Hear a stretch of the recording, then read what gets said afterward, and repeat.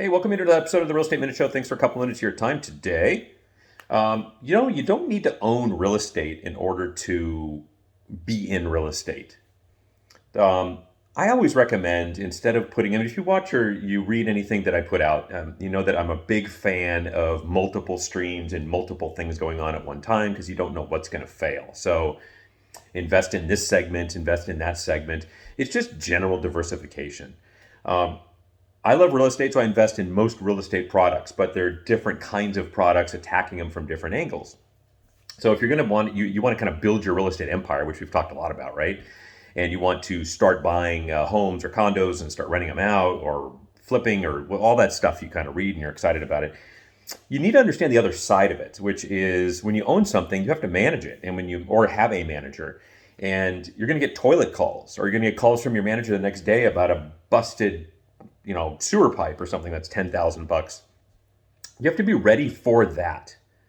There's other things. If you have a stomach for that, that's great. But it's not easy and it takes time. But like they say in baseball, nothing great is easy. And don't they say that? What is it about baseball? It's the hard that makes it great. Isn't that what they say? It's the same thing with real estate. It's the same thing with anything, really. But with real estate in particular, those are the things that come up. Now you can get involved and kind of pepper your real estate property portfolio as you build it with other real estate products potentially. If you invest in property and you have tenants and stuff, you're going to do really well with that, depending if you bought it right. But there's other things like real estate notes we talk about. A lot of people don't understand notes. They don't understand that you buying a note, you're buying the mortgage from somebody else who did the loan on a house or a piece of property, and you're going to now be the lender. You don't have the risks of property ownership when you're the lender, unless you have to take it back later, but there's profit built in and mechanisms there. Very few people know about note purchasing. I've been doing quite a bit of it for the last couple of years, and I'm actually creating a course. I'm halfway done with it if I can get my ass going to finish it. It's kind of a basic note 101 course that will teach you how to do that. So I'll keep you up to date on that when it comes out. But that's another investment. It's another way to get to the property asset by being the lender without the risk of owning the property. There's other ways too, which are a bit more general, a bit more open to the public and well known, and that is like buying a stock. You could buy into what's called a REIT, which is a lot of them are public and they have a ticker symbol and you can invest in them.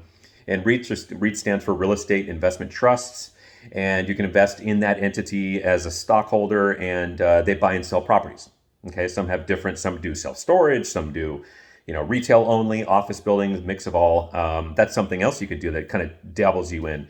Another way to do it is also to invest in loans themselves. Like I've talked about companies like PeerStreet.com, or there's others that I've invested in before where you're actually just crowdsourcing. They crowdsource people to invest in funds that are commercial mortgages. So you're kind of a member of a lender of a loan. So there's a bunch of different ways like that to kind of get into the real estate business from different angles and pieces that don't necessarily involve getting toilet calls in the middle of the night all the time. All right? Just want to throw that out to you, get you kind of noodling on that a little bit as you build it. Have a great week. We'll see you next week.